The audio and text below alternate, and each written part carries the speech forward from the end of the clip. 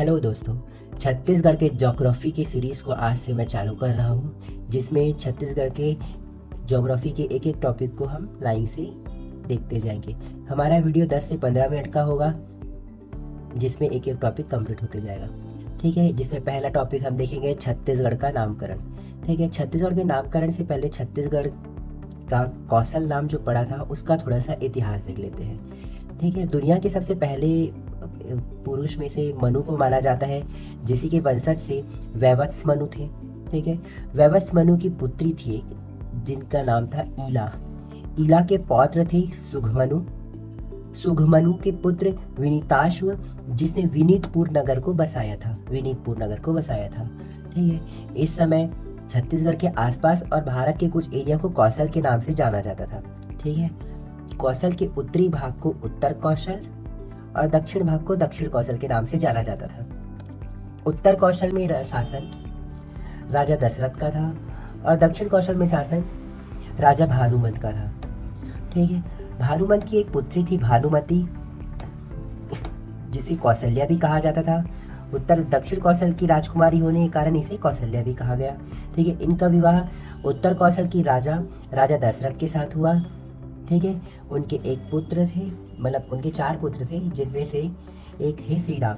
श्रीराम के 2 पुत्र हुए लव और कुश। लव को उत्तर कौशल का शासन दे दिया गया और दक्षिण कौशल का शासन कुश को दे दिया गया। दक्षिण कौशल में राजा भानुमंत का कोई भी उत्तराधिकारी ना होने के कारण वहाँ का शासन कुश को दे दिया गया, जहाँ उसने अपनी राजधानी कुशास्थली बनाई। ठीक है, कुशास्थली बनाई। आइए अब देखते हैं छत्तीसगढ़ का नाम अभिलेखों व पुस्तकों में क्या क्या था और छत्तीसगढ़ कैसे पड़ा। ठीक है, प्राचीन नाम। छत्तीसगढ़ का प्राचीन नाम कौशल उल्लेखनीय है पूरे के पूरे इतिहास में। ठीक है, कौशल सर्वप्रथम उल्लेख पाणिनि के अष्टाध्यायी से हुआ है। पाणिनि नामक एक कवि थे, जिन्होंने एक रचना की थी अष्टाध्यायी, वहाँ पर कौशल नाम प्रचलित था। ठीक है, जाजल्य देव प्रथम के रतनपुर अभिलेख में इस क्षेत्र को दक्षिण कौशल कहा। जाजल्य देव प्रथम कलचुरी वंश का एक शासक था। ठीक है, जिसने एक अभिलेख रतनपुर में एक अभिलेख बनवाया था, जिसमें दक्षिण कौशल नाम दिया गया था छत्तीसगढ़ को। ठीक है, गुप्त वंश के राजा समुद्रगुप्त थे। ठीक है, उनके कवि थे हरिसेन। उनके कृत्य, मतलब उन्होंने जो रचना की थी प्रयाग प्रशस्ति, उसमें समुद्रगुप्त के दक्षिण विजय के बारे में उल्लेख है। उस दक्षिण विजय में छत्तीसगढ़ को 2 भाग में बताया है। जैसे कौशल उत्तर के एरिया को, मतलब छत्तीसगढ़ का जो उत्तरीय भाग था उसको कौशल कहा गया। वहाँ के राजा महेंद्र थे, जिनको समुद्रगुप्त ने दक्षिण अभियान के दौरान हराया था। ठीक है, और जो बस्तर का एरिया है वहाँ उस एरिया को महाकांतार कहा गया है प्रयाग प्रशस्ति में, जहाँ के राजा थे व्याघ्रराज को समुद्रगुप्त ने हराया था और उन्होंने ग्रहण व मोक्ष की नीति के तहत वह राज्य उनको वापस कर दिया गया। अलेक्जेंडर नेक्स्ट थे अलेक्जेंडर कलिंगम ने अपनी पुस्तक आर्कियोलॉजी सर्वे ऑफ इंडिया में छत्तीसगढ़ को महाकौशल कहा है। अलेक्जेंडर कलिंगम ने अपनी पुस्तक आर्कियोलॉजी सर्वे ऑफ इंडिया में छत्तीसगढ़ को महाकौशल नाम दिया है। ठीक है, अब टॉलमी थे। ठीक है, नेक्स्ट है टॉलमी ने छत्तीसगढ़ को अधिष्ठी कहा है। अधिष्ठान पर्वत के समीप होने के कारण छत्तीसगढ़ को अधिष्ठी नाम दिया है टॉलमी ने। राय बहादुर हीरालाल ने छत्तीसगढ़ को चेतीसगढ़ नाम दिया है। ठीक है, महाजनपद के समय में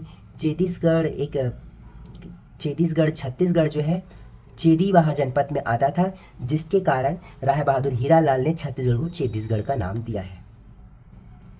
चेतीसगढ़। ठीक है, खैरागढ़ की राजा लक्ष्मी निधि के दरबारी कवि दलराम राव या दलपत राव ने 1494 में अपनी साहित्य में छत्तीसगढ़ शब्द का सर्वप्रथम प्रयोग किया।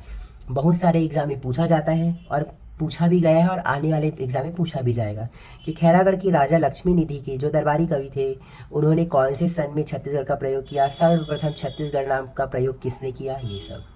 तो खैरागढ़ के राजा लक्ष्मी निधि के दरबारी कवि दलपत राव ने 1494 में छत्तीसगढ़ में 1494 में अपनी साहित्य में छत्तीसगढ़ शब्द का प्रयोग किया था। नेक्स्ट है गोपाल मिश्र, जो राजसिंह, कलचुरी वंश के जो शासक राजसिंह थे, उनके दरबारी कवि गोपाल मिश्र ने 1686 में छत्तीसगढ़ शब्द का प्रयोग खूब तमाशा नामक अपनी रचना में की थी। छत्तीसगढ़ शब्द का प्रयोग खूब तमाशा नामक अपनी रचना में गोपाल मिश्र ने की थी। गोपाल मिश्र राजसिंह का दरबारी कवि था और राजसिंह कलचुरी वंश का शासक था। बाबू रेवाराम ने 1896 में अपने कृत्य विक्रम विलास में छत्तीसगढ़ का प्रयोग किया। वेंगलर का मत, ठीक है, एक वेंगलर थे, उनका मत, महाभारत काल में जरासंध के समय मथुरा में आक्रमण हुआ तो वहां से 36 चरमगार भाग कर आए, जिनके नाम पर छत्तीसगढ़ पड़ा। ठीक है, वेंगलर का कहने का तात्पर्य है कि महाभारत के काल में जरासंध के शासन काल में जो मथुरा में जरासंध रहते थे, उस समय जब आक्रमण हुआ था, ठीक है, तो 36 चरमगार भाग कर ये छत्तीसगढ़ के एरिया में आ गए थे, जिसके कारण छत्तीसगढ़ नाम पड़ा। ठीक है, जेटी ब्लंट 1795 में जेटी ब्लंट भारत आए थे। ठीक है, भारत से छत्तीसगढ़ में आए थे। अपने यात्रा वृत्तांत में बिलासपुर गजेटियर, इनके यात्रा वृत्तांत का नाम है बिलासपुर गजेटियर, जो एक डॉक्यूमेंट्री थी, में छत्तीसगढ़ शब्द का प्रयोग ब्रिटिश अधिकारी द्वारा सर्वप्रथम किया गया। जेटी ब्लंट जो है ब्रिटिश अधिकारी थे, इन्होंने छत्तीसगढ़ शब्द का प्रयोग सबसे पहले किया।